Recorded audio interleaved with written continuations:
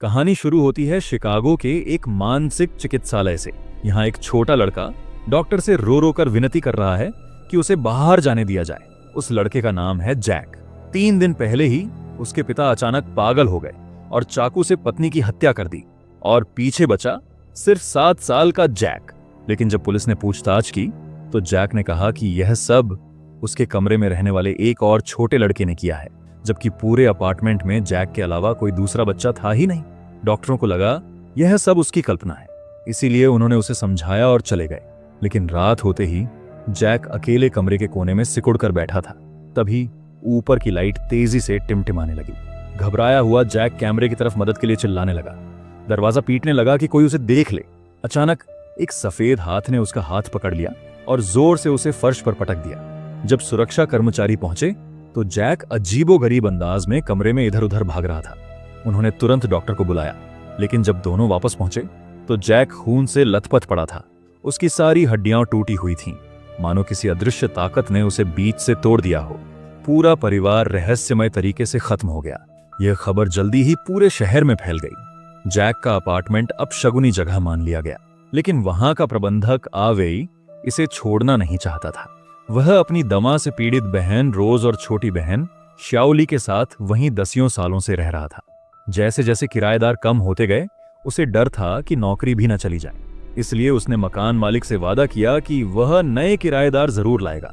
इसी बीच रोज ने दरवाजे पर एक आलू के आकार का खिलौना रखा, कहते हुए कि यह नए आए छोटे लड़के को देना है। लेकिन उस इमारत में कोई छोटा लड़का था ही नहीं। श्याओली को शक हुआ और वह खिलौना लेने बाहर निकली, पर गलियारा खाली था और खिलौना भी गायब। उधर ऊपर वाली मंजिल में माँ बेटी नहा रही थी। माँ ने नल खोलकर बेटी को नहलाने के लिए छोड़ दिया, लेकिन जैसे ही वह बाहर गई बेटी सुन्न सी बैठी रही। जब वह पानी बंद करने गई तो अचानक पानी से 2 हाथ निकले और उसे जोर से नीचे खींच लिया। वह छटपटाती रही, लेकिन बाहर न निकल सकी। जब माँ लौटी तो बेटी पूरी तरह गायब थी। इसी बीच कायाको का भतीजा भी अजीब अजीब अनुभव करने लगा। सपनों में वह बार बार अपनी मौसी को मरते हुए देखता और हर बार जागने पर उसे लगता जैसे कोई ठंडी नजरें उसे घूर रही हों।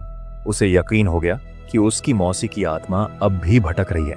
जैक के परिवार की मौत की खबर सुनकर उसका शक और गहरा हो गया। उसने माँ द्वारा छोड़ा गया एक तांत्रिक औजार उठाया और अकेले शिकागो जाने का निश्चय किया। लेकिन उसे नहीं पता था कि असली डरावना खेल अब शुरू होने वाला है। यह अपार्टमेंट शापित था। कहा जाता है जो भी इसमें रहने आता 1 साल से ज्यादा जिंदा नहीं रहता, और खासकर 305 नंबर का कमरा, जहां रहस्यमयी मौतें लगातार होती रहती थीं। इसी बीच श्याओली कमरे की सफाई कर रही थी कि अचानक छत से ठक ठक ठक की आवाज आने लगी, जबकि ऊपर का किराएदार तो पहले ही घर छोड़ चुका था। तो आखिर यह आवाज आई कहां से? सच्चाई जानने के लिए श्याओली तीसरी मंजिल पर पहुंची। अचानक उसने आवाज देकर किसी को पुकारा। तभी दरवाजे पर एक औरत दिखाई दी। वही औरत थी जैक की डॉक्टर। असल में जैक की मौत का तरीका इतना अजीब था कि डॉक्टर भी भूत प्रेत की मौजूदगी पर शक करने लगी। इसी वजह से वह उस अपार्टमेंट में आई थी ताकि मामले की तह तक जा सके। डॉक्टर ने श्याओली से जैक के बारे में पूछा, लेकिन श्याओली ने टाल मटोल की और वहां से निकल गई। वापसी में उसने देखा कि सीढ़ियों के मोड़ पर वही गुमशुदा आलू वाला खिलौना पड़ा है। जिज्ञासा से उसने उसे उठाया। तभी पीछे से बच्चे की मासूम आवाज सुनाई दी। श्याओली ने मुड़कर देखा तो ऊपर की मंजिल पर एक पीला भयानक सा छोटा बच्चा बैठा उसे घूर रहा था। वह उसका नाम पूछते हुए सीढ़ियां चढ़ने लगी, लेकिन बच्चा चुप रहा। जैसे ही वह दूसरी मंजिल पर पहुंची, वह बच्चा अचानक गायब हो गया। इसी दौरान अपार्टमेंट में एक महिला चित्र बना रही थी। अपनी शानदार पेंटिंग देखकर वह मुस्कुराई और ब्रश धोने के लिए उठी, लेकिन तभी पीछे से अजीब फुसफुसाहट सुनाई दी। जब वह देखने गई तो पाया कि उसकी बनाई पेंटिंग जमीन पर गिरी हुई थी और चमकीला रंग पूरे फर्श पर फैल गया था। उसने पेंटिंग उठाई तो देखा कि तस्वीर पूरी तरह फट चुकी थी। डरकर उसने कैनवास फेंक दिया, लेकिन फर्श पर अचानक खून सा लाल हथेली का निशान उभर आया, जो धीरे धीरे उसकी ओर बढ़ने लगा।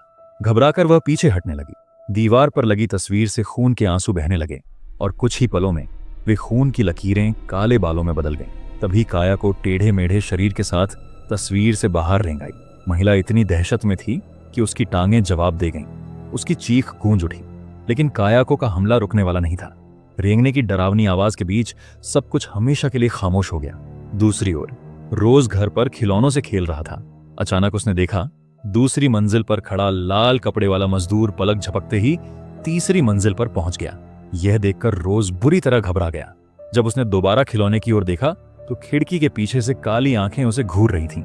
डर के मारे उसकी सांसें तेज हो गईं और इस सदमे ने उसका अस्थमा भड़का दिया। सौभाग्य से उसी वक्त आवेई ने उसे देख लिया। उसने रोज को तुरंत पकड़ा और ऑक्सीजन देकर बचाया। उधर टोक्यो से आया कायाको का भतीजा भी श्याओली से मिला। उसने बताया कि अपनी मौसी की आत्मा को शांत करने के लिए उसे उसके अतीत का सच उजागर करना होगा। कई साल पहले उसकी माँ एक तांत्रिक थी जो लोगों से बुरी आत्माएं निकालकर कायाको को खिला देती थी। इसी कारण कायाको के भीतर नफरत और श्राप बढ़ते बढ़ते इतने ताकतवर हो गए कि उसकी मौत के बाद वह एक भयानक शाप में बदल गई। यही श्राप जैक के पूरे परिवार तक पहुंच गया और अब पूरा अपार्टमेंट अपशगुनी जगह बन चुका था। इकलौता उपाय यह था कि जैक के घर जाकर तांत्रिक क्रिया की जाए ताकि कायाको की आत्मा शांत हो सके। लेकिन श्याओली को यह बहुत खतरनाक लगा। उसने डर के मारे अपार्टमेंट छोड़ने का फैसला किया। घर लौटकर उसने आवेई से कहा कि वे सब तुरंत यह जगह छोड़ दें। लेकिन तब तक आवेई पूरी तरह कायाको के वश में आ चुका था। उसने गुस्से में श्याओली पर हमला बोला और दोनों में जबरदस्त झगड़ा हो गया। गुस्से में आवेई ने उसका सामान बाहर फेंक दिया और बेरहमी से दरवाजा बंद कर लिया। श्याओली रोते हुए दरवाजा पीटती रही लेकिन कोई जवाब नहीं मिला। उसने फोन उठाकर मदद मांगनी चाहिए, लेकिन तभी उसने देखा कोने में पड़ा प्लास्टिक बैग धीरे धीरे अजीब सा हिलने लगा। श्याओली डर के मारे जमीन पर गिर पड़ी। लेकिन जब उसने दोबारा देखा तो पल भर पहले हुई सारी घटनाएं ऐसे गायब हो चुकी थीं जैसे कुछ हुआ ही ना हो। बेबस होकर वह फिर से कायाको के भतीजे के पास गई और उससे साथ मिलकर तांत्रिक विधि करने के लिए हामी भर दी। लेकिन चूंकि आवेई पहले ही कायाको के कब्जे में आ चुका था, दोनों ने पहले रोज को बचाने का फैसला किया।